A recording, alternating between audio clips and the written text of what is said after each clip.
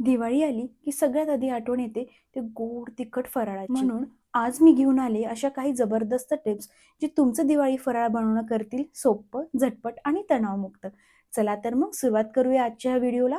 फराळ सुरू करण्याआधी कोणते पदार्थ बनवायचे आहेत याची यादी तयार करा. तुमच्या घरात गोडाचे पदार्थ जास्ती आवडीचे आहेत की तिखटाचे हे लक्षात ठेवून आवडत्या पदार्थांची यादी तयार करा.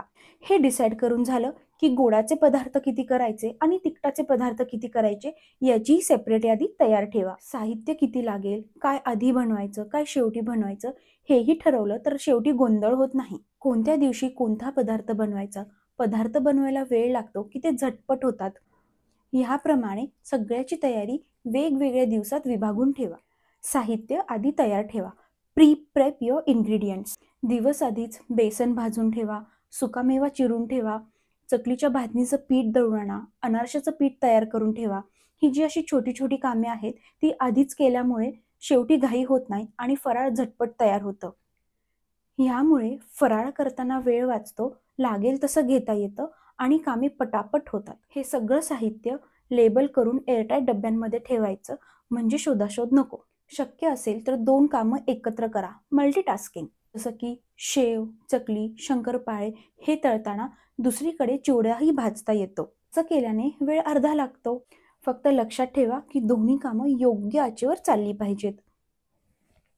घरच्यांना सहभागी करा, एकटीच्या अंगावर सगळं घेऊ नका. फराळ हा सणासुदीचा कार्यक्रम आहे म्हणून सगळ्यांनी एकत्र करा. चकली बनवायला नवऱ्याची मदत घ्या आणि करंज्या लाटण्यासाठी सासूबाईंची मदत घ्या. असं केल्याने काम लवकर होतं आणि आठवणी कायमच्या राहतात. आधुनिक साधनांचा वापर करा. Use modern gadgets. Oven, air fryer, stand mixer, hand mixer ह्याचा वापर केल्यामुळे कामाचा ताण थोडा कमी होतो. कोणतंही पीठ मळण्यासाठी मग ते करंज्याचं असो किंवा शंकरपाळ्याचं असो, स्टँड मिक्सर किंवा हँड मिक्सर ह्याचा वापर नक्की करा. ह्याने काम पटपट होतं आणि ताणही कमी होतो. तसंच चकली, शेव, करंजा हे सगळं उभा राहून तळण्यापेक्षा ओव्हनमध्येही तुम्ही बेक करू शकता. ह्यामुळे किचनमध्ये राहण्याचा वेळही कमी जातो. शेव, करंजा, शंकरपाळी हे सगळे पदार्थ तुम्ही बेक करू शकता. ह्यांना तळण्यासाठी तासनतास किचनमध्ये उभा राहण्याची गरज नाही.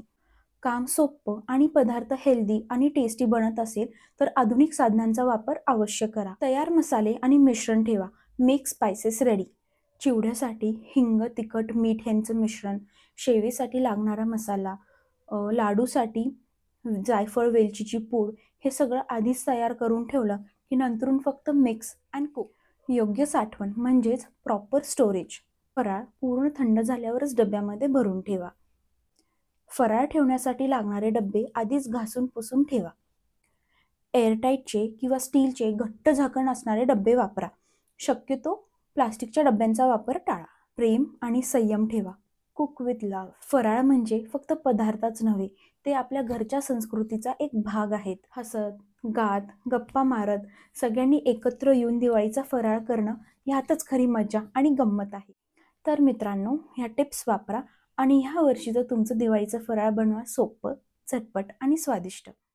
हा व्हिडिओ जर आवडला असेल तर मित्रमैत्रिणींसोबत शेअर करा आणि माझ्या चॅनलला लाईक, शेअर आणि सबस्क्राईब करायला विसरू नका.